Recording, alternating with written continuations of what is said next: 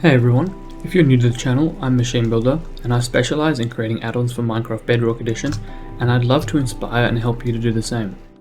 In this video, you'll learn how to set up a counter system using scoreboards and scripts so that you and your friends can compare stats. But before we get into this, I'd like to mention I have a Discord server with a great community, so don't hesitate to jump in and join the discussions. Also, feel free to request video ideas you'd like to see in the future. There's a link somewhere down there in the description to join the Discord server, but now let's hop into the tutorial. So, heading over to our add-on kitchen. Before we get started, please know this tutorial is built off the scripting beginner tutorial, so if you haven't seen that video yet and don't know how to set up a behavior pack with scripting enabled, I highly recommend you watch that first, because I'll be skipping over the majority of the steps shown there. Anyway, in this tutorial we'll cover how you can create a kill counter system for your add-on. This is intended to teach you how you can create a script that responds to a certain world event and actually does something of use, unlike the scripting beginner tutorial. So before we properly get into this, I need to do the obligatory thing and remind you to subscribe, because according to these statistics, you guys unfortunately aren't smart and successful people. I don't make the rules, the stats are right here on the screen. I think you know how to fix that though. All you gotta do is click that subscribe button down below somewhere down there. Anyway, let's get into this. So here I have an empty behavior pack with a script set up, just like my last video. So if you need to see that, I think I showed it at the start of the video, so just click that, go back there. And there's also a link in the description. Anyway, we have an empty main.js file and our manifest. I won't be showing you how to set up a manifest because we did that in the last video again, so let's just get right into this. So the first thing we need is world again. This is usually what we'll need, so import world from @minecraft/server. So world is how we access events, and then we're going to go world.after events. So these are all the events that happen that we can subscribe to, and then we want the entity die event, because this allows us to know how an entity died, and then we can check who killed the entity. So if we create a function that takes the argument of data, and this type is entity die after event here, you can see that. That means we get the dead entity, which is data.deadEntity. We get the damaging entity, which is data.damageSource.damagingEntity. So this might be undefined or it's an entity. If it's undefined, it just means the entity died to something like drowning or fall damage or fire. So now what we want to be able to filter out which entities died. So we're going to go const track kills for, and then this will be a list, and in here we can have Minecraft player. So this means we'll track kills for Minecraft players. So if player A kills player B, we'll add a kill score to player A because we know that player B died. So that's how we track that. And now we can go ahead and say if not track kills for dot includes dead entity dot type ID, then we want to exit out of the function early using just the return statement.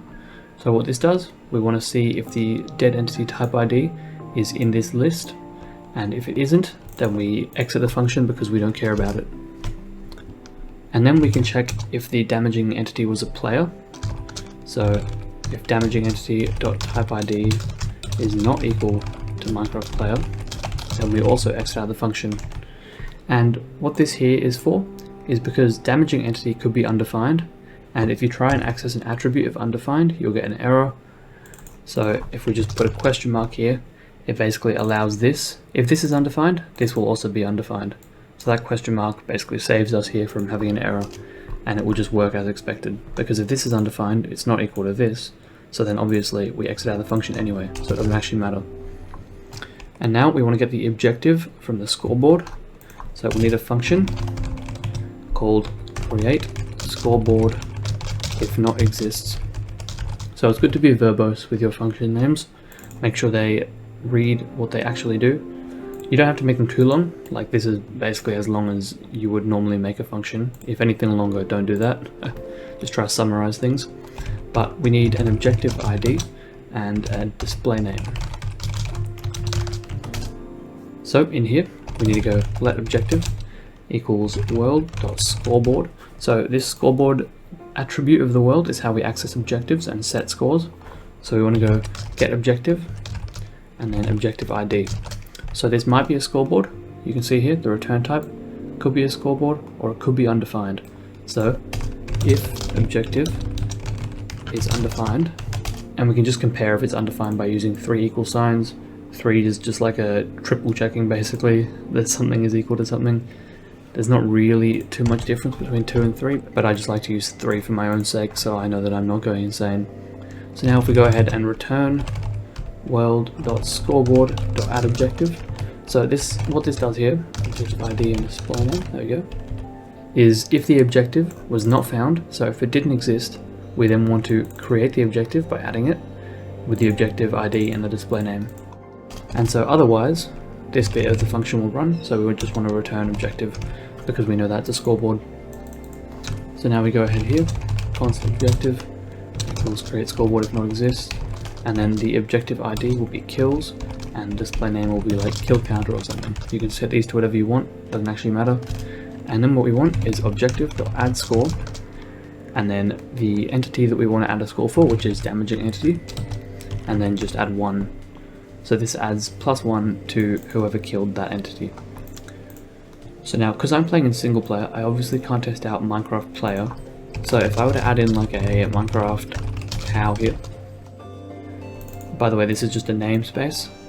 So if you want to see namespaces actually, what we can do is we can type in world.sendMessage deadentity.typeID, and then just for clarity we can just say just died or something, so we can see that in the chat.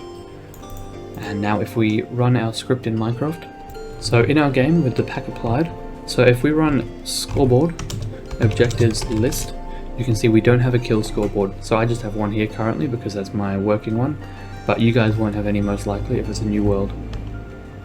I don't understand what those cave sounds are. Anyway, if we were to summon in a cow, or really any mob, so let's spawn in a couple different mobs and grab out a weapon. So a cow, you can see Minecraft cow just died, chicken, Minecraft chicken just died, mushroom, Minecraft mushroom just died. So these are 3 types of mobs, and these have different type IDs, and that's how we identify mobs in Minecraft. So heading back in here, we can see we have Minecraft cow in this list. We can just remove player for the sake of this video. You can have that if you want to, for like a server, if you have PvP enabled. But for now, we'll only track cow deaths, and we can also remove this, since that was just for debugging. So now if we go back to Minecraft and /reload the script, and now we go to scoreboard, objectives, set display, sidebar, kills. You can see we have that scoreboard now because I killed a cow earlier and the script automatically added it. So now if I were to spawn in another cow and kill this one, you can see the kill counter increments. But if I were to kill a mob that is not a cow, the kill counter does not increment. So you see, nothing, and then increments. So that's how you can detect mob deaths and add a kill counter into your worlds. But there is one last thing. If you have a friendly server and you want to track something like hostile mob kills, you can do something like this. So in here, we have Minecraft zombie, Minecraft skeleton. You can simply list out a bunch of different mobs here, because this is a list, so it's very helpful. And then like spiders, like really whatever you want in here. So this is just a couple for example, but you could go through a list of hostile mobs and add all of them into this. So now upon reloading our game, you can see cows are no longer counted. But if we were to spawn in some hostile mobs that we added, like spiders, zombies, skeletons, all these kinds of things, the kill counter goes up.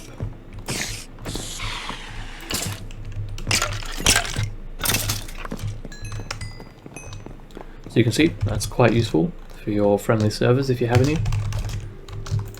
And that has been the entire tutorial actually done. So if you made it this far through, well done, you've finished it. So heading back into this add-on kitchen now, let's go over what we just learnt. So we figured out how to use scoreboard classes and functions within the script API. We figured out how to listen to different events, not just block breaking like the beginner tutorial. And then we've also figured out how to filter events based on attributes. So filtering is actually incredibly useful as you can use it for many things in scripting. Anyway, make sure to like the video if you enjoyed it, and leave a comment for any future video suggestions you might have, or add-on creations or various concepts you'd like to see me work on. Make sure to smash that subscribe button too so you don't miss any future videos like these ones. Thank you for taking your time to make it this far through the video, I cannot express enough how much your support means to me, and don't forget, I have plenty new scripting tutorials and other tutorials lined up for you. I'll see you soon.